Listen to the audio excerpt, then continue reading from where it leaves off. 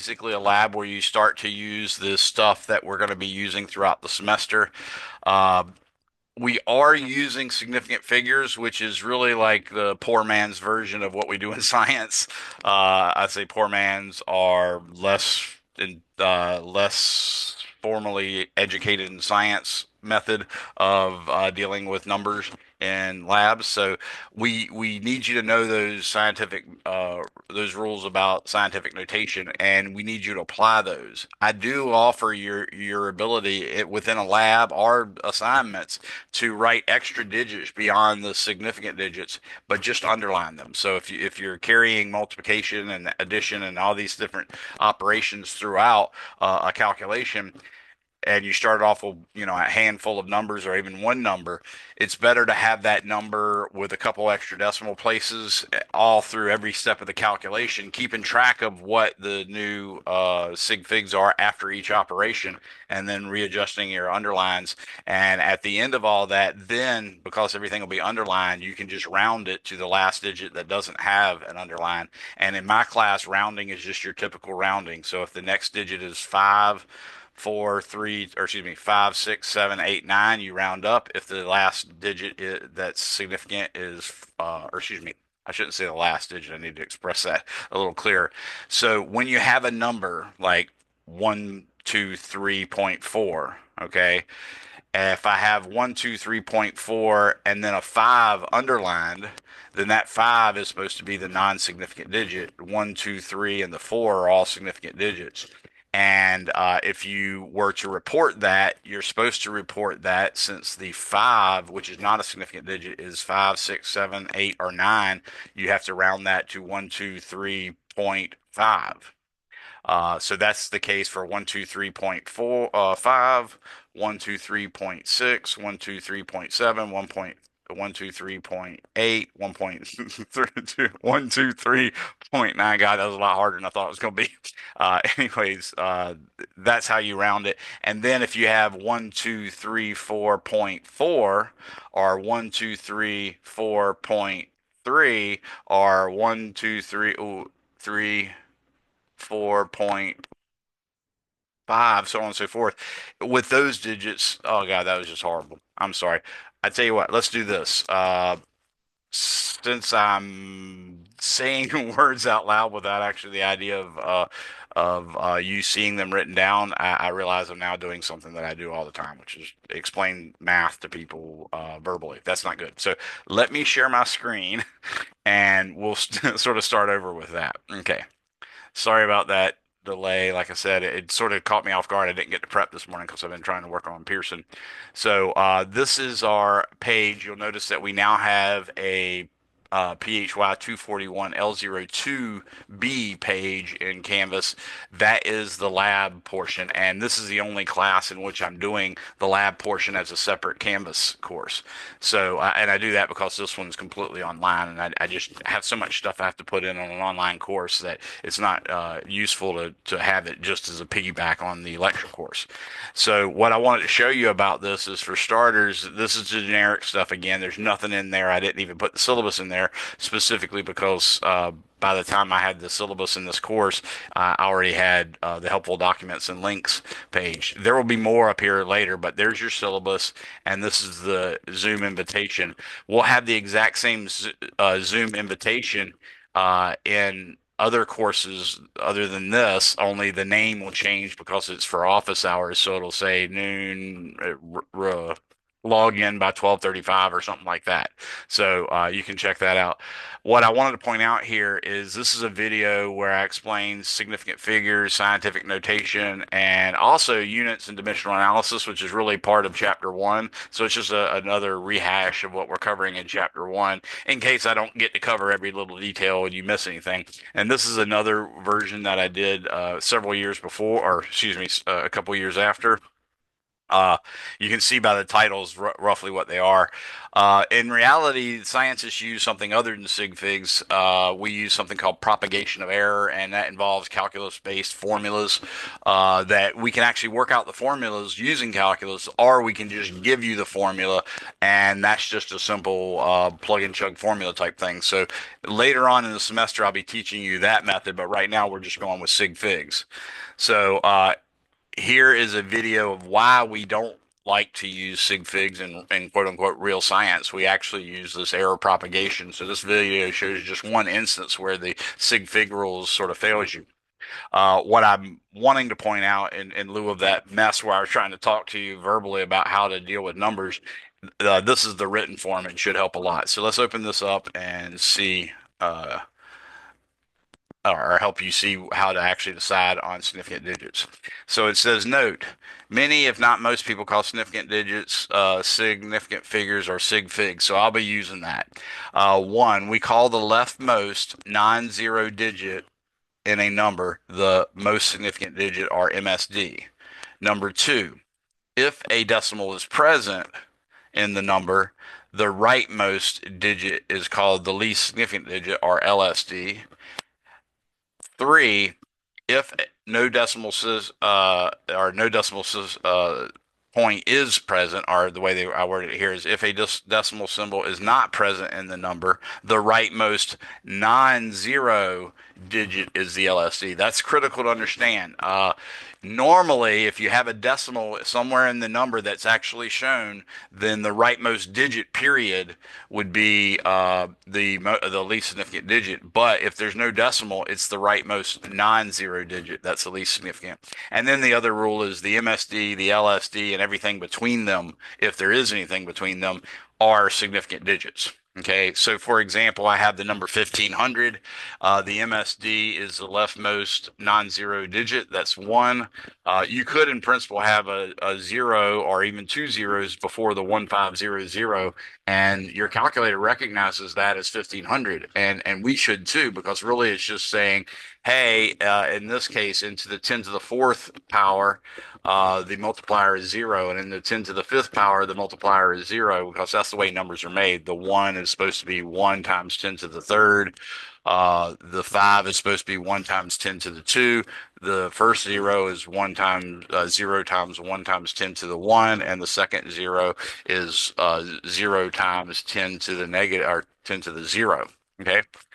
Now, if we had 1500.0, that clearly has a decimal, and you can see that the MSD is the 1, the LSD is the 0 after the decimal.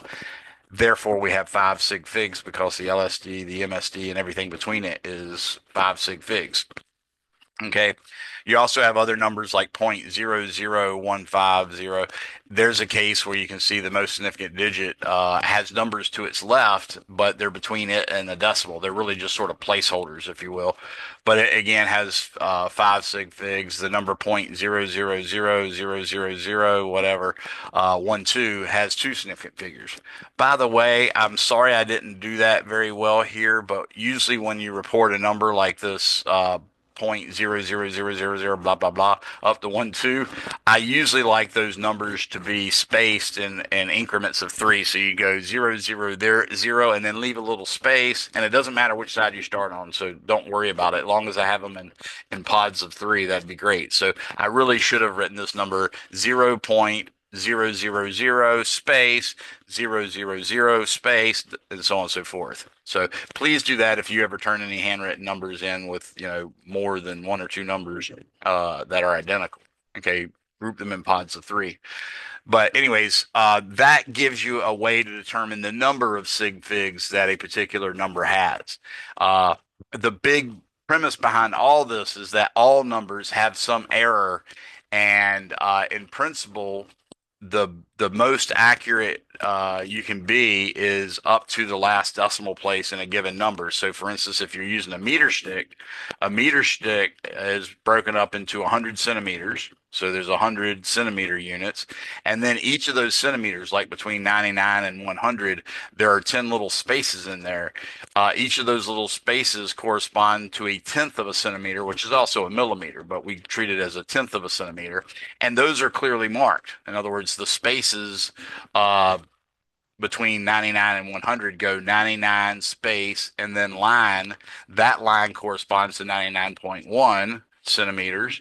And then after that line, there's another space and another line. That's 99.2. Another space, another line. That's 99.3. Another space, another line. That's 99.4. Another space, another line. That line is usually a little longer than the other ones. And that's the point 0.5. So it's 99.5 at that point. Then another space, 99.6. Another space, 99.7. Another space, 99.8, 99.9, and then up to 100.0. But what I'm trying to get you to see here is when you are doing this meter stick measurement, and it might help to have a ruler, I could show you some of the demarcations. I thought I had one laying on my desk, but it seems to have disappeared. Yep, someone has borrowed my ruler that I keep up here, so I'll have to go without at this point. I apologize. But obviously, you can sort of picture that. The main thing is because those marks are there, when you go to measure something, what you do is you read the largest number that you're certain it is. So, for instance, if a meter stick is laid adjacent to a measurement that you're trying to make, you might start the reading at not zero, especially if it's a type of ruler that has the end as the zero mark, because that end could be mauled by all sorts of stuff and you not know it. So the best thing to do is start at like 1 centimeter or 10 centimeters or 20 centimeters or something like that, and then let it extend to however far along. You read the measurement of the other end, and then if you had started at 1, you subtract 1 from it so you'll know the right answer. If you had started at 10, you subtract 10 centimeters from it, so on and so forth. So that's the way we should be doing that. But the main thing is, if the number, or if the object that you were measuring, for instance, was set up on the 1, so it's literally at 1.00 centimeters. That's one end. The other end is that I'm going to write this down in case I in case I start to talk about it more. Let's say the other end is at 19 point. It's a little past 19.6, say. So we've got the let's say the right hand side, or let's call it the left hand side. We'll imagine the meter sticks going off to the right. So on the left hand side, I'm going to put the left end of, let's say, this Apple pencil box. I'm going to put the left end of this Apple pencil box at the 1 centimeter mark. So right here will be 1 centimeter. And what I notice is this goes just a little past the 19.5 mark. Okay, so what that means is since it's past the 19.5, we call it 19.5 centimeters, but there's another digit we can actually get out of it. Okay, and we should, for instance, when you're using a meter stick, you should consistently get 2 decimal places in centimeters. So in this case, what we're going to see is this particular object went past 19.5, so we call it 19.5. We do not use the fact that it's closer to the 19.6 than the 19.5, for instance, to conclude that it's 19.6. That's not the way you use a measuring device. What you do is you realize it's past the 19.5, so at least to the to the first decimal place, that last digit is a 5. Now, what you do is you imagine the space between the 19.5 and the 19.6. You imagine that divvied up in 10 small increments. And then you figure out which one of those lines is closest to the end of the actual object you're measuring. So, for instance, it's past 19.5, but is it closest to what we might estimate as 19.1? Can we even estimate what 19.51, or can we even estimate what 19.51 is? There's an argument to be made that not everybody's good at divvying up that small millimeter size space into 10 equal units. But I suspect every one of you know the difference between what would be 19.55, which would be dead center between the 19.5 and the 19.6, and let's say 19.52, which would be really close to the 19.5, versus 19.5, that's way different. Or even further, 19.5 is way different from 19.8, which would be a lot closer to, or excuse me, 19.58, which would be a lot closer to the 19.6. So that's how we do that. Again, with this document, it tells you examples of how to figure out the number of significant digits. And it says, note, many, if not most students' textbooks and homework systems will give numbers like 1,500 and 2,000,000 in problems and expect you to treat them as if they have 4 and 7 significant digits respectively. Also, many homework systems have errors in the proper number of significant figures an answer should have. The examples show clearly uh, how use of scientific notation would avoid these questions altogether by typesetting such numbers uh, altogether, but typesetting such numbers is time consuming. Whatever course you take, find out how your instructor and their chosen homework grading system handles the issues. So now that you have the actual rules for finding out how many sig figs there are, there's a question to be asked. Obviously, the nature of a measurement is always there's going to be errors. Even if you were able to absolutely etch that 10 little lines in between 19.5 and 19.6, you still couldn't necessarily get an infinite number of decimal places because if you get small enough, maybe you're even got enough precision to etch 10 spaces between the 19.51 and the 19.50. And maybe you even have the technology to do etch 10 spaces between those numbers as well. Eventually, when you keep getting smaller and smaller like that, you're going to come into the sense that the thing you're measuring is now looked at on a scale in which you're seeing individual atoms or molecules, and we know the individual atoms or molecules are in constant motion. So, what is the position of my hand? You can't really say because it's constantly vibrating back and forth. You can sort of, make estimates. Let's say a place where it spends 90% of its time is the end or something, but still, there's some uncertainty in that, and that's the nature of having to use sig figs and error propagation. The other part of the issue is now that you have that number, you understand the uncertainty has to be in the last digit, just the nature of it. The last digit is the one that you estimated. You remember I told you you might not be able to discern the difference between 19.52 and 19.51, but you could definitely tell the difference between 19.52 and 19.55. Okay. So that last digit, the second decimal place, is really a doubtful digit, and you can't have but one doubtful digit because if that digit's doubtful, there's no hope of knowing any digits further to the right. Uh, so yeah, that's basically all you can do is assume that that last digit has some error in it, and that error has to be at least the smallest it can be is one in that last decimal place. Okay. So when I take a number like that and another number like that and maybe multiply them or add them or subtract them or divide them or any of that stuff, the new number is a number, the quotient, for instance, if you divided, or the product if you had multiplied, or the sum if you had added, or the difference if you had subtracted. That number has to have a uncertainty as well and an uncertain digit. And your job with significant figures is to figure out a way to estimate roughly what digit is the doubtful digit in this new number that you created via operations like multiplication, addition, adding, or subtracting, and dividing. Okay. So that's what we're talking about here, and it gives you very specific rules. When multiplying or dividing two numbers, the result of the operation should have the same number of sig figs as the factor, dividend, divisor, so on and so forth, with the fewest sig figs.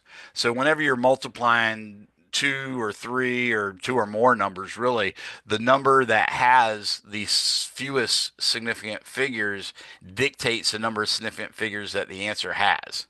So if one number has two sig figs and another number has three, and you multiply them or divide them, the answer has to be rounded to two sig figs because one of them was two sig figs. When taking a sine, cosine, log, or whatever function of an uncertain number, or when using an uncertain number as an exponent, it is common to round the result of the of the number, or excuse me, to round the result to the number of sig figs that the uncertain number had. So the input number has a certain number of sig figs. If you take the sine of that number or the cosine of that number or the log of that number or so on and so forth, then that result is good to exactly the same number of sig figs as the number had that you put into it. Okay? So that's another rule. Adding and subtracting is quite different, though. Adding and subtracting is where most of the significant digit errors come from in your homework systems, by my experience. I've done a lot of work for these publishers, error checking and stuff like that. And in their solutions manuals, in the solutions that they put in the actual text, like in the examples occasionally, and even the answers at the back of the book, all of those are almost always riddled with quite a few significant digit errors, and it almost always comes from the addition or subtraction part. So the way we deal with addition and subtraction is each number has a certain, let's say, precision that we estimate by the number of decimal places it has. So a number like 123.4 has one decimal place. A number like 123.45 has two decimal places. But a number like 120, remember that would be what your author would call ambiguous, but in my class, since it's 120 with no decimal, we recognize that as two sig figs. But the main thing to think about that in terms of adding and subtracting is since that zero is in my class being treated as if it's not a significant figure, then the precision of that number is really only to the nearest tenths place. That's tens place. I said tenths with a th, but it's tens place, tens, because it's, remember, when you write a number like 123, the number 123 is 123, meaning the 3 is 3 times 10 to the 0. The 2 is 2 times 10 to the 1, i.e., 20. And the 1 is 1 times 10 to the 2, which is 1 times 100. So it's 100 plus 20 plus 3. That's what 123 is. So when I say a number like 120 with no decimal place, the 1 is the hundreds place, the 2 is the tens place, and since there's no decimal in my class, that means the 0 is not significant. So that number really only has precision up to the tens place. Okay, so if you take that number 120 and add it to a number 123.4, you have to round that number to the tens place because that's the least precise number you used in the addition or subtraction. And the examples will obviously help you on that. But that's what these sentences are explaining. It explains to you how you should keep extra digits, at least one, for multi-step calculations till the very end. And like I said, just underline the non-significant digits as you go. And then at the end, the underlined digits need to be used to round to the digit to the left of the first underlined digit. So let's look at examples to make this a little more sensible. So if you look at 3.2 meters times 7.16 meters times 4.0000 meters, what we see is this is a multiplication problem, and multiplication problems when we do multiplication or division problems, we're supposed to round the answer to the fewest sig figs that any factor in the multiplication had. So the 3.2 has two sig figs, the 7.16 has three, and the 4.0000 has five sig figs. But we're multiplying or dividing. So since we're multiplying or dividing, what we do is we have to round our answer to two sig figs because the 3.2 is limiting us because it only has two sig figs. So the answer would come out to be 91.648, which I could basically take and underline the 6, the 4, and the 8 and write that and use it for subsequent calculations, and that'd be fine. But the main thing to understand, if that is the result you're supposed to report in your lab report, then you should write down 92 cubic meters. Notice how the meters multiplied too, by the way. Okay. If you're doing a division, like in the second example, 3.019 divided by 4.1, This is multiplication or division again. So the number of sig figs that the answer has should be equal to the number of sig figs that the number that played a part in the division had, is limited, is the limiting factor. So in this case, we have 4.1 has 2 sig figs, 3.019 has 4 sig figs. So when we divide these two, we have to round it to 2 sig figs because the 4.1 has limited us. That means 0.736341 meters per second is the result, but we should really have the 6, 3, 4, and 1 after the 0.73. All of those numbers, the 6, 3, 4, and 1, should be underlined because they're not significant digits.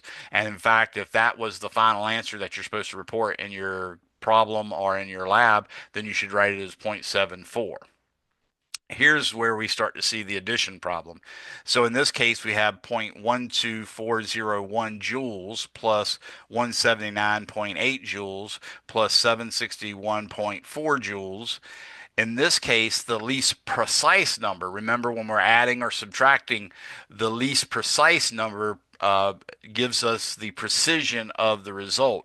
So the least precise number we have is the number that only has one decimal place, which is the 764.1 and the 179.8. Both of those have one decimal place. So that means when we add all these, we get 944.02401 joules, and we have to round it to one decimal place. That means the zero will be the last decimal. The zero between the decimal and the two will be the last significant digit in that addition, and you have to round it. In this case, the number to its right is 2, which means you just truncate the number. If the number to its right was 5 or larger, in my class, you're just going to blindly round that up. But in this case, it was 2, so 944.0 joules is the right answer in doing that addition problem.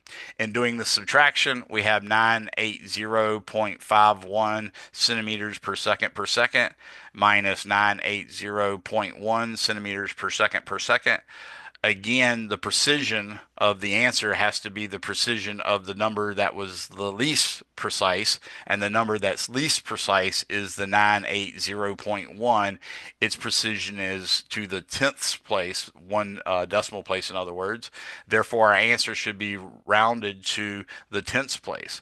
When you actually do the subtraction, you get 0.41, and the tenths place is where the 4 is, so you have to round this to zero point 0.4 because the 1 to its right is not 5, 6, 7, 8. If the number to its right was 5, 6, 7, 8, 9, then it would have been 0.5, but in this case it's 0.4. Okay? Here's another multiplication, 725.78 newtons times 6.42 meters.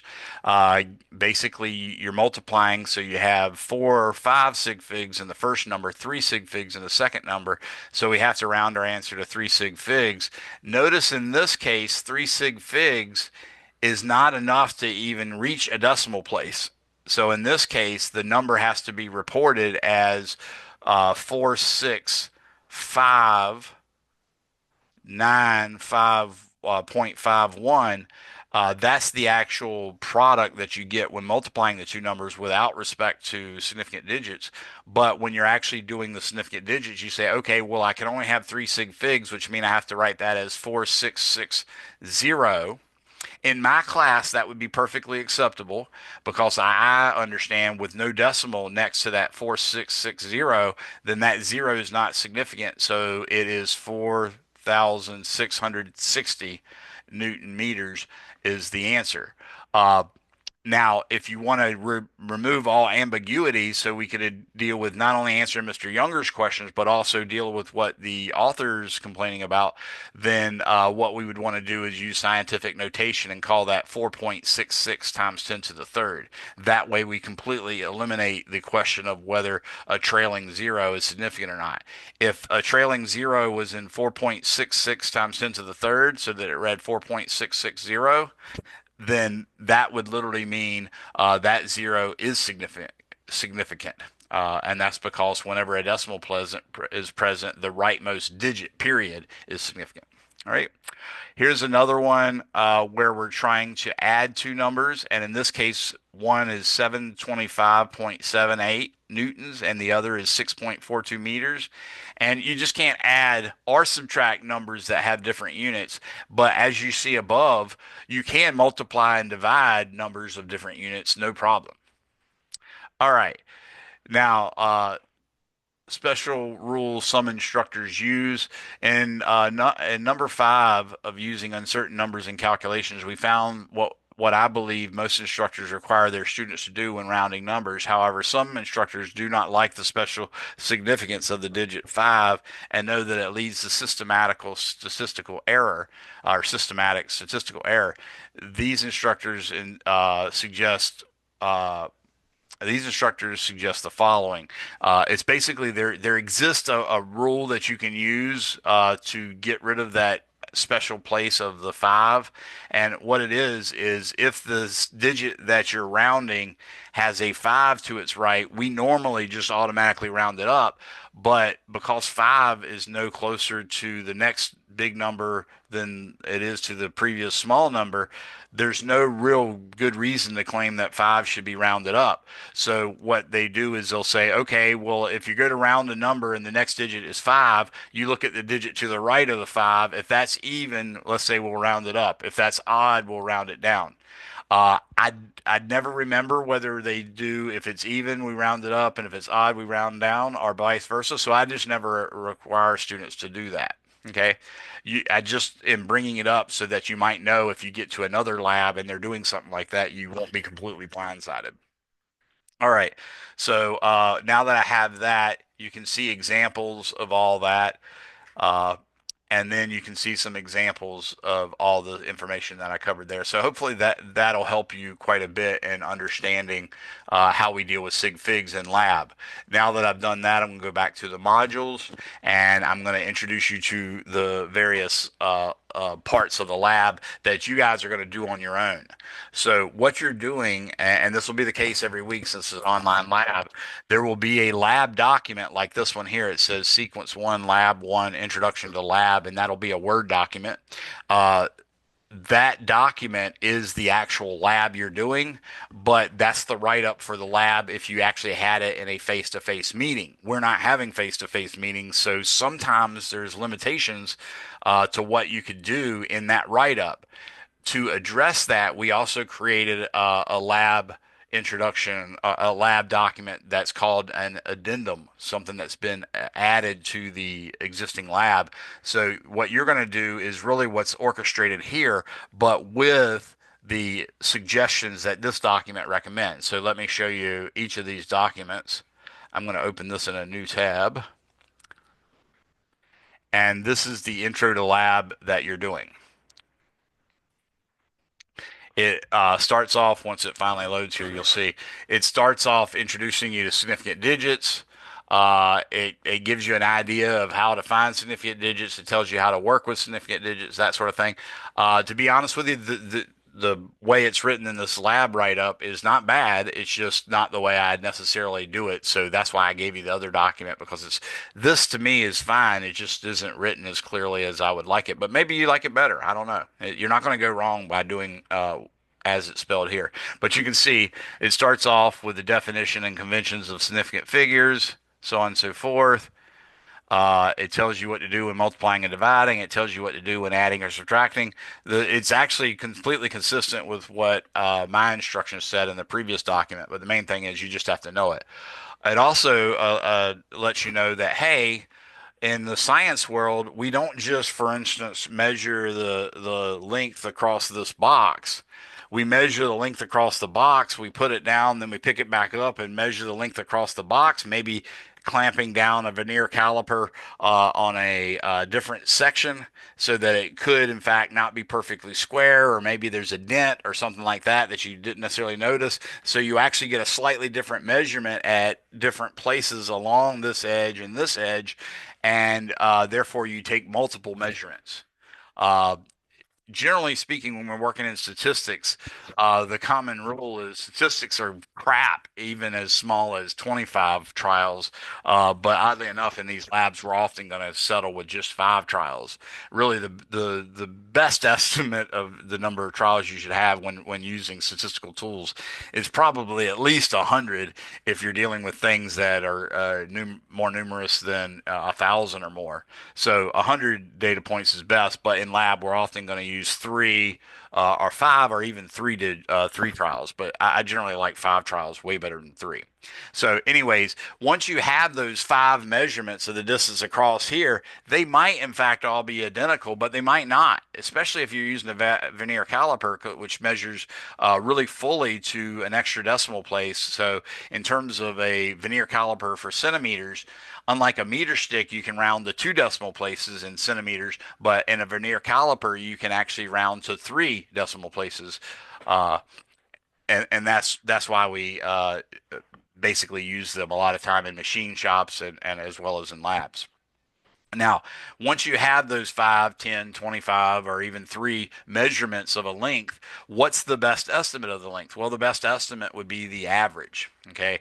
In a more general sense, it really be the weighted average. So if you were like employing a bunch of different labs to do a certain experiment for you, and part of the experiment involved every lab making a measurement of a specific object, then if you had a perspective of which labs were really strong and which labs were really weak, maybe some of the labs were staffed by PhD level scientists that have done nothing but lab work their whole career, then chances are they would be an exceptional lab, a very, very talented lab, and they would have a fairly small amount of error in their numbers.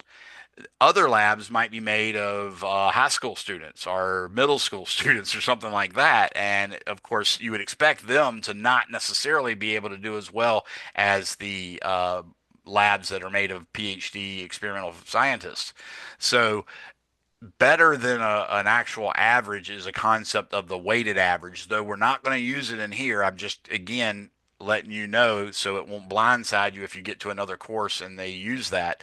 But in that case, what you would do is you would weight each measurement from each lab by using their, let's call it the uncertainty of their measurement. So you have a particular error associated with a particular lab. What you can do is you can take their measurement, which might be 123.4 plus or minus zero point 0.1. Because that plus or minus zero point 0.1 is there, that's the error that that lab produces. So you might want to take that number instead of just averaging that number with all the numbers that the other labs gave you, just, counting each of them equally. You might want to do a weighted average. And a way you could do that weighted average is you take the fancy lab that does great experimental work. You would take their value 123.4 and divide it by the square of the error, which would be the zero point 0.1. And then the other lab, let's say there's another lab like made out of elementary school students, they get the number 123.4 plus or minus zero point 0.7. Okay. So you divide that number by zero point 0.7 squared. And then you do that for each of all the other labs.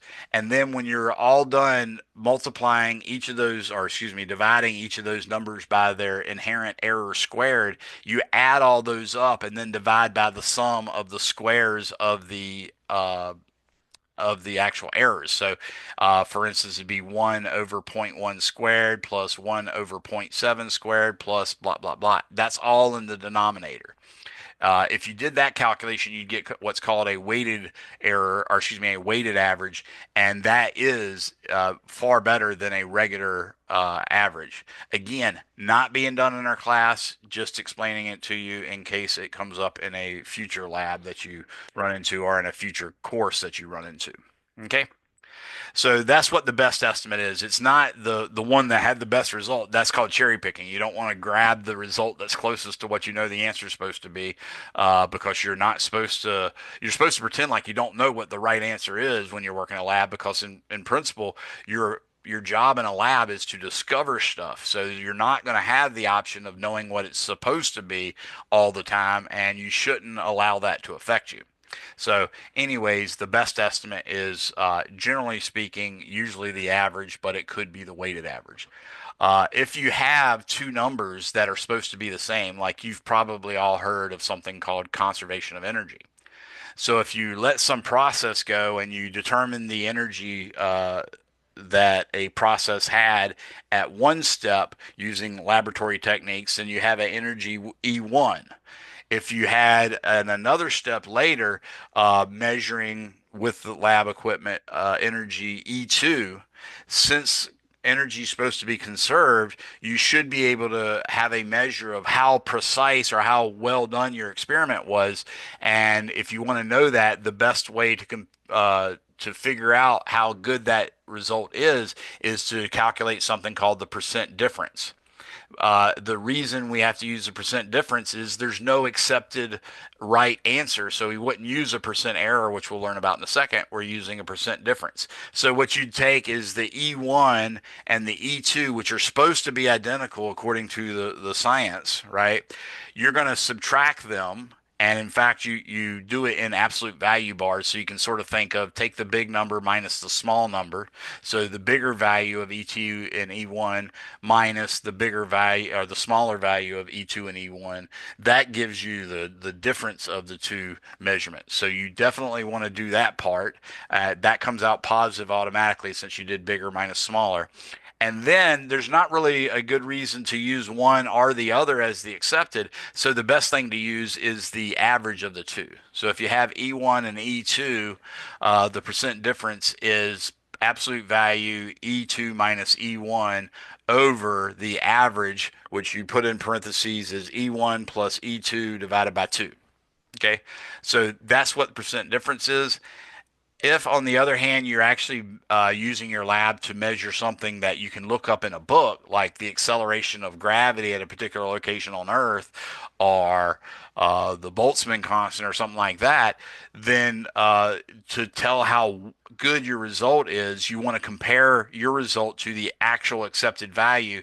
And what we do there is we do the measured value minus the accepted value. That gives us the difference. And in fact, it could be positive or negative, but I always treat mine as positive. A lot of people want those signs to be positive or negative, though. So be advised, future labs might want that.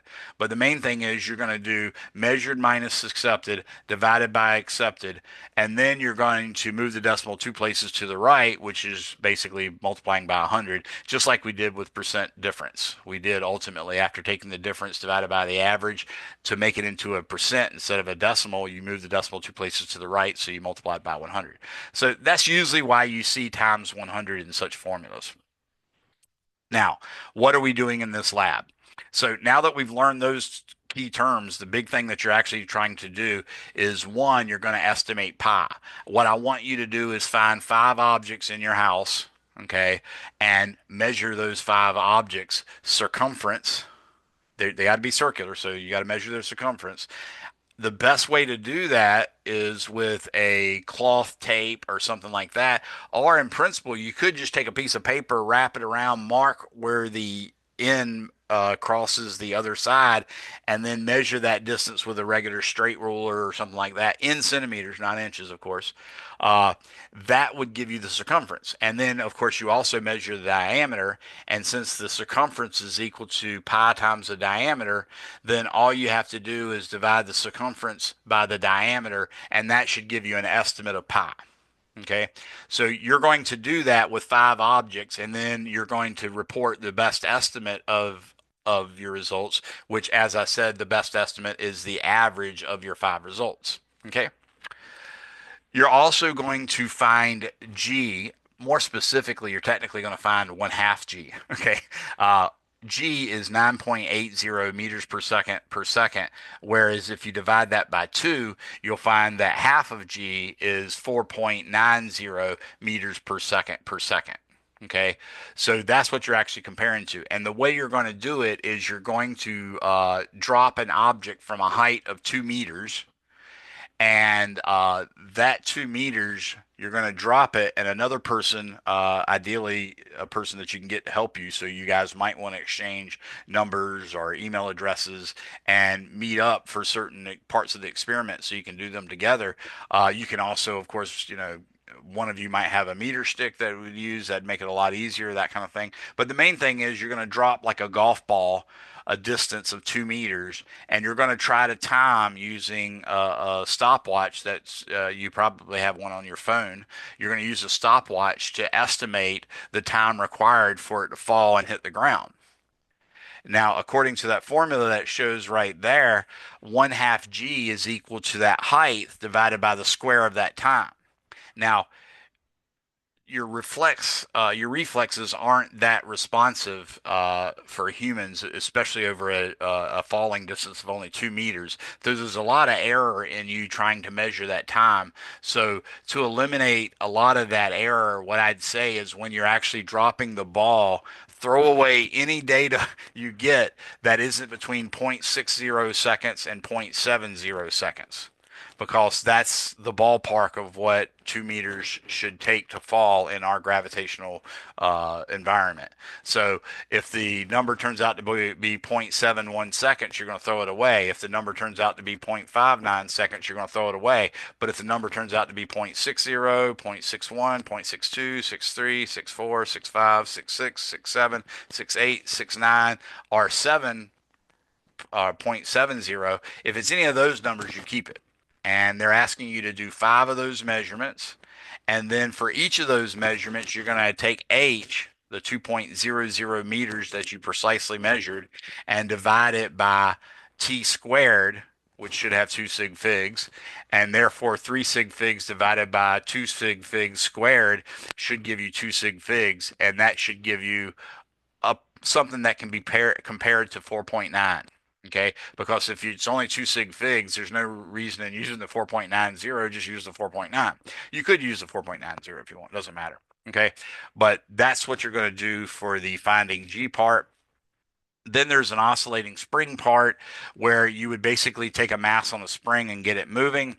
Now, the way that works is when you give a mass on a spring a little push, it's going to go, if you're pushing it down, it's going to go down to some maximum stretch, and then it's going to bounce back up to some maximum compression, and then it's going to come back to that original height. That's called one oscillation. Now, one oscillation is also if you stretched it all the way down to some maximum stretch and then let it go, it would go from its maximum stretch to its maximum compression back to its maximum stretch. That's also one oscillation. Alternatively, you could take the spring and push up on it to its maximum compression and then just let it go, and it'll go down to its maximum elongation and then back up to its maximum compression, and that's one oscillation as well. Okay, so I've now explained to you how to count oscillations. Now that's what you'd have to do. If you're in the lab, we would have the spring sit up and the weight sit up, and you do it. And then what you do to eliminate that problem I talked about with our reflexes and our inability to respond as accurately as we like when timing something, you could just measure one oscillation, but you have the same problem you had when you dropped the ball for 2 meters. In this case, you'd have a problem where basically the oscillation took even smaller than the 0.6 seconds that would be the minimum for the ball dropping. So this is a very big problem. But if, on the other hand, you count out 10 or 15 or 20 or even 100 oscillations, and you measure the time from the beginning to the end, then you can take that time that it took for however many oscillations. In this lab, we recommend 10.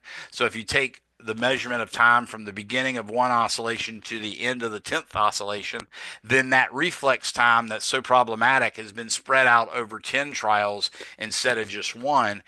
So what you do is you take the time required for it to last 10 oscillations, for it to have 10 oscillations, and just divide that by 10, which has basically an infinite number of decimal places, and that gives you the actual period for a single oscillation. Okay, so that's what you would do in the lab. For this, you'll see in the addendum, there's basically one or two videos you can watch and use that yourself to time it to compute it. Okay, because you're not necessarily going to have a mass on a spring at home. If you do, great, use it if you want. That'd be great. I'd love you to do that. Okay.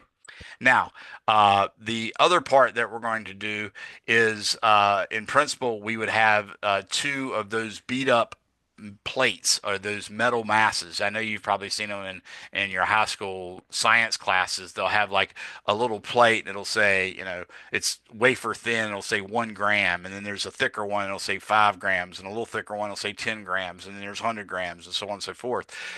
When you go to classes or labs where that stuff is in there, those weights generally look really ratty. They look all beat up and scratched. The paint's falling off. They got dents on it. They got cuts in them, all sorts of stuff. And you probably think, oh, God, this is really crappy lab equipment. It's probably way, way riddled with error. But what you're going to see from this is it's really not. So what we would do in this lab is normally you'd take two random 100-gram masses, preferably the older the better, and you just put them with each other and you take and put them on electronic balance and you weigh it, and what you'll get is something that's really close to 200 grams. You'll be surprised it's within just a couple of percent or maybe even less than a percent from the 200 grams you expected. Then you're going to do another two different 100-gram masses, and you're going to weigh those as well with a triple or with the electronic balance. And again, you're going to get a number surprisingly close to exactly 200.00 grams. Again, showing you that those old weights aren't really bad, but more importantly, when you compare two sets of double 100-gram weights, what's more important is that they're consistent. In other words, the two 100-gram weights that you first chose should be very close to the same measurement of the other two 100-gram weights. At least then, maybe you might be off on what exactly a gram is, but you're consistently using the same measure. Okay, so that would be the way we'd normally do it. And we would fill out these data tables as you see here. Here's the one for the circumference and the diameter for determining pi.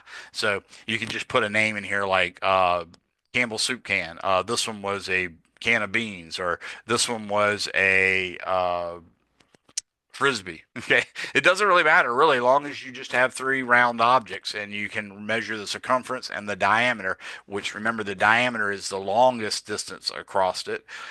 So once you do that, you'll have the circumference and the diameter, and then you can take the circumference and diameter and divide the circumference by diameter and put it right here in this first space. And then for the second object, you do the same thing and put it in the second space, and the third in the third space, fourth, and the fifth.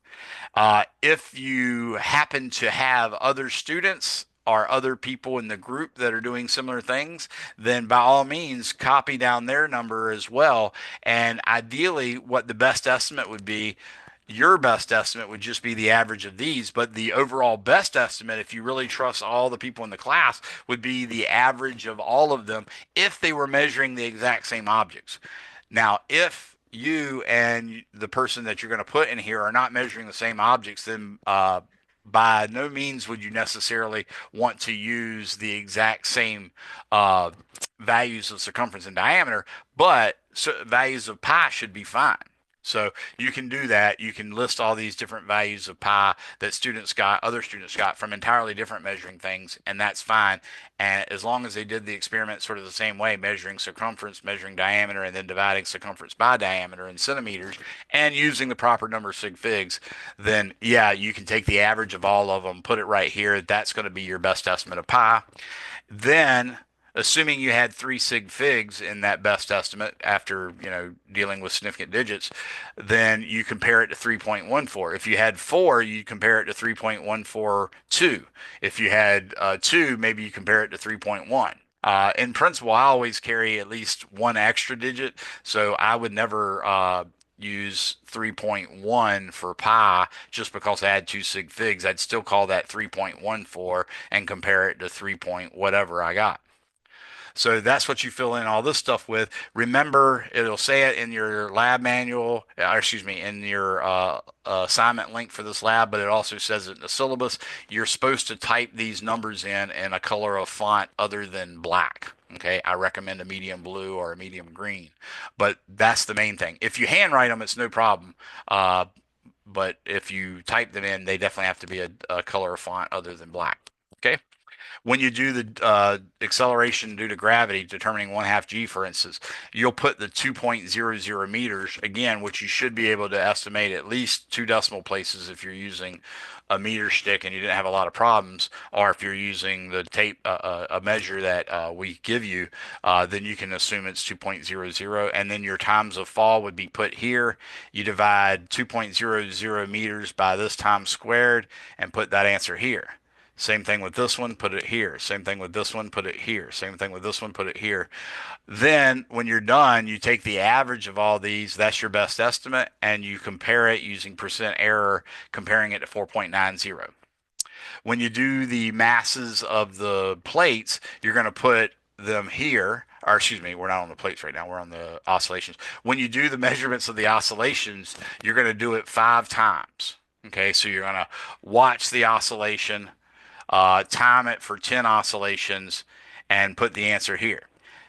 Do another oscillation. I would actually start a whole nother oscillation myself. Doesn't matter. You can just watch the video over again and put it here. Or you might put your lab, someone in your lab group, if you make a group, you might put their result there and then someone else is there. But the main thing is you're going to have 5 measurements of 10 cycles. And you can use those videos to do that, and that should be fine. So make sure you use the videos that are attached. That's what the addendum tells us. But once you have those 5 measurements, you're going to take that and take the average of it and put it right here. And then it asks for the best estimate of one oscillation. You're going to take this number, divide it by 10, and keep the same number of sig figs and put it here. Now, this is where the mass of the first two plates goes. This is where the mass of the second two plates goes. And this is where you calculate the percent difference. And that's it as far as this lab goes. Now, what I'm going to do is show you what the addendum tells you, and then we should be done. So here's what the addendum says regarding this lab. Oh, left my glasses over here. Might need them. Keep reaching up here for my glasses, and all I've got up here is my headphones. All right. It's taking a lot longer than I expected. It's kind of aggravating. But anyways, it is a Word document, and we're lucky, I guess, that Canvas is even opening a Word document. Maybe. Come on, come on, come on.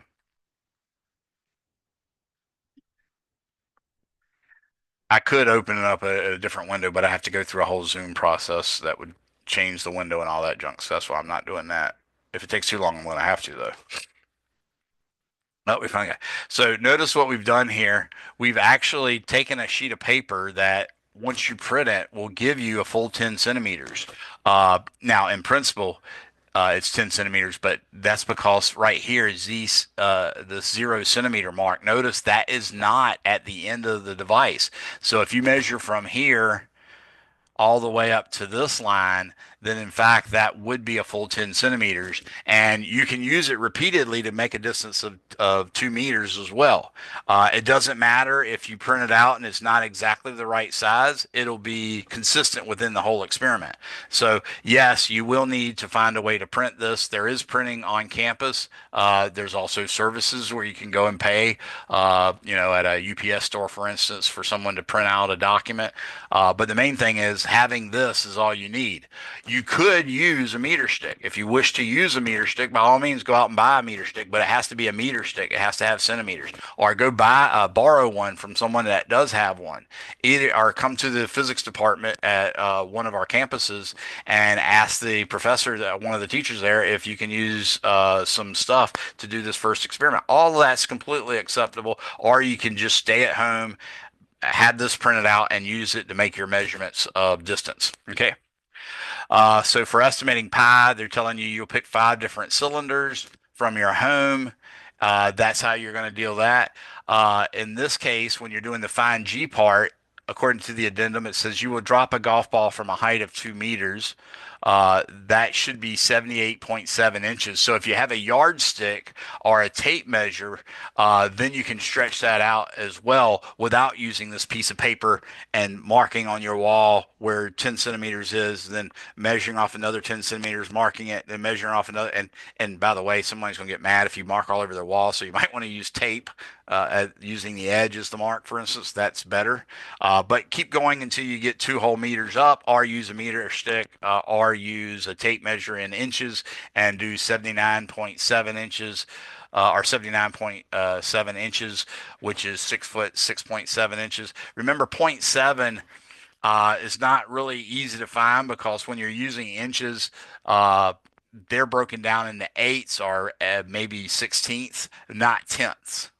So if you take your calculator, and you can see that 3/4 of an inch is the same thing as 6/8. So if you go 6/8 over, then you'd be at 0.75. That's really too big, to be honest with you, because you're supposed to be going to 6 foot 6.7 inches.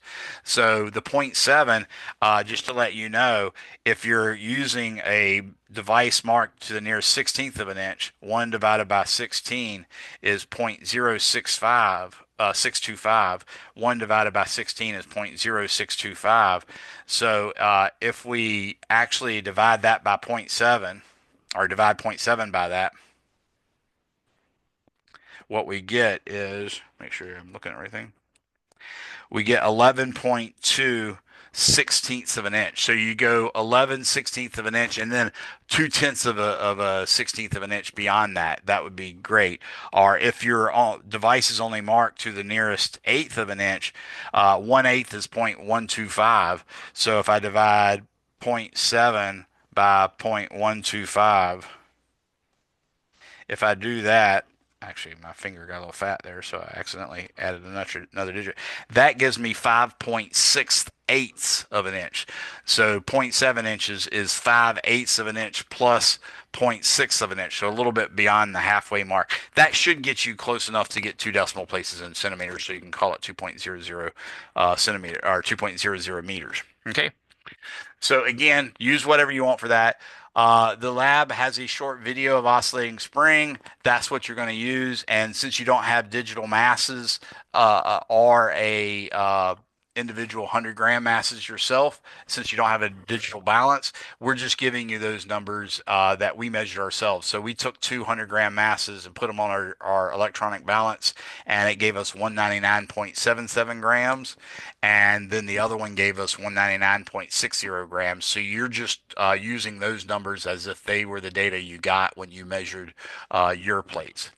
So that's it. That's the entirety of this lab.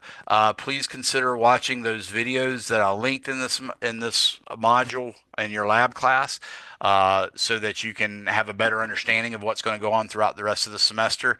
Definitely make sure you memorize these significant digit rules and use them every day. Every time I see a significant digit rule being violated or leaving a number without a unit or something like that, that's going to be 5 points for each one of those kind of errors on your lab report. So just remember, your lab report is supposed to be, as explained in the syllabus. You're going to take that Word document that I had here, the intro to lab, not the addendum, the intro to lab.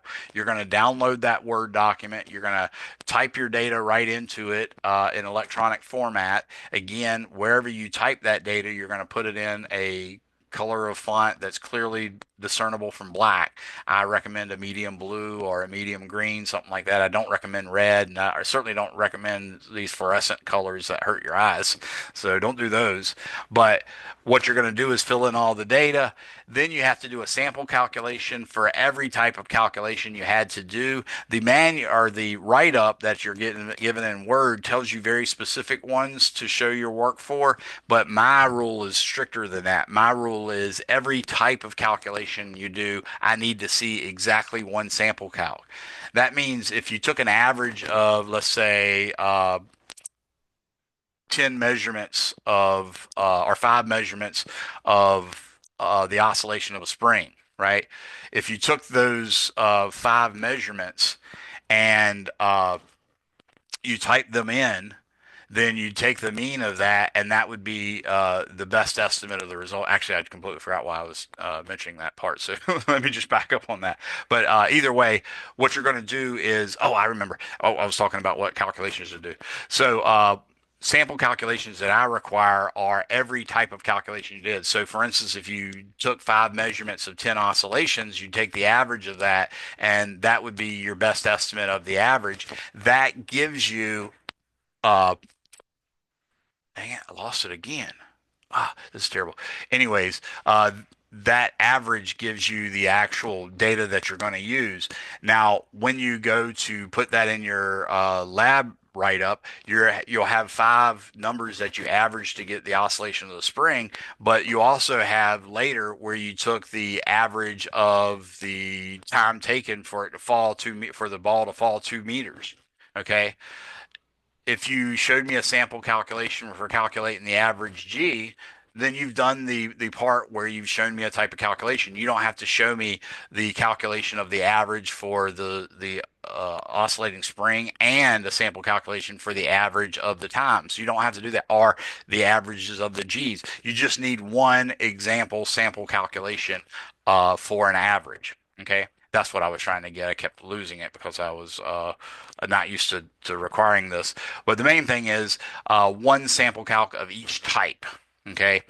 Uh, if you have to do any calculations for the lab in general, sometimes you might have to calculate momentum. Sometimes you might have to calculate energy. Again, I need to see one of those examples. The way you can do it, though, is you can just write out the handwritten calculation, but you should start off with the formula that's accepted for the use of that calculation and show that formula, and then show yourself putting those numbers in by hand with their units. That initial part where you put the numbers in, that has to not only include the numbers, but the units that the numbers have. And then you show me, you don't have to show me units anymore after that one step. Then you show me the final answer with the remaining results of the unit conversion. So basically, when you do whatever calculation you did, the new unit will be something else, and you've got to include that unit because it's not appropriate to put a number in a lab without having its units there. So make sure you include the number in the final answer as well as in the initial step where you put the numbers into a formula.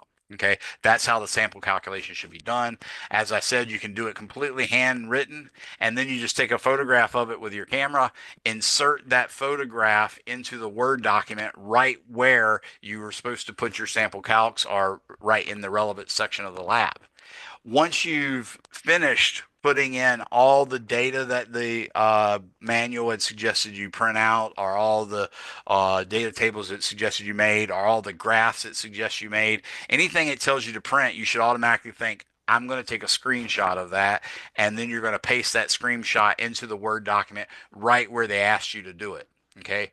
And once you've inserted all those sample calculations, data tables, graphs, so on and so forth, when you've done that with your Word document, then you're going to save the Word document, and the electronic file should have your first initial and your last name in the name of the electronic file. And it should also include something that indicates it's intro to lab for this lab.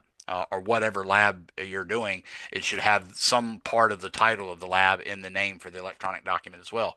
So you should have it saved, like in my case, my name's Billy Younger, so I would have B Younger Intro to Lab would be the name of my Word file. Once I've saved that with all those inserted pics and stuff like that, I'm then going to do File Save As in Microsoft Word again, only this time down at the bottom where it says Microsoft Word document, and it'll say like parentheses doc.x or something, or docx or something like that. Uh, you're going to change that format to PDF and save that. That's what you turn in.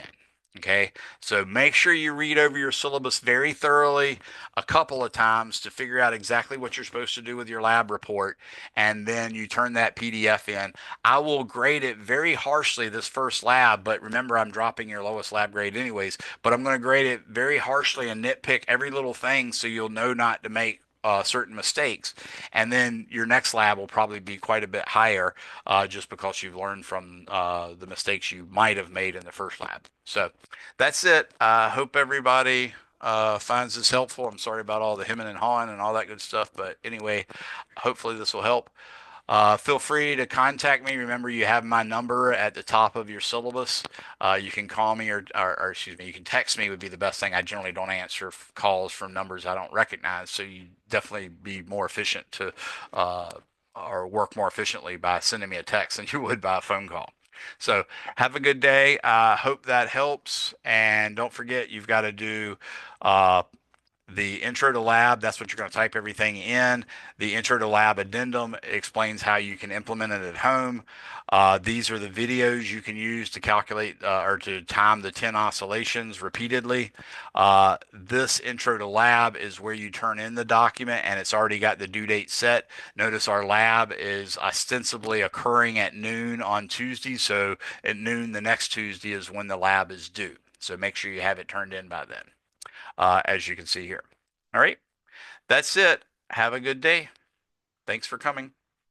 Remember, this is office hour too, guys, so y'all can always do that. Also, if you are here, you can chat your name, first and last name, and I can use that like as an informal role. But that's it. Have a good day. Bye bye.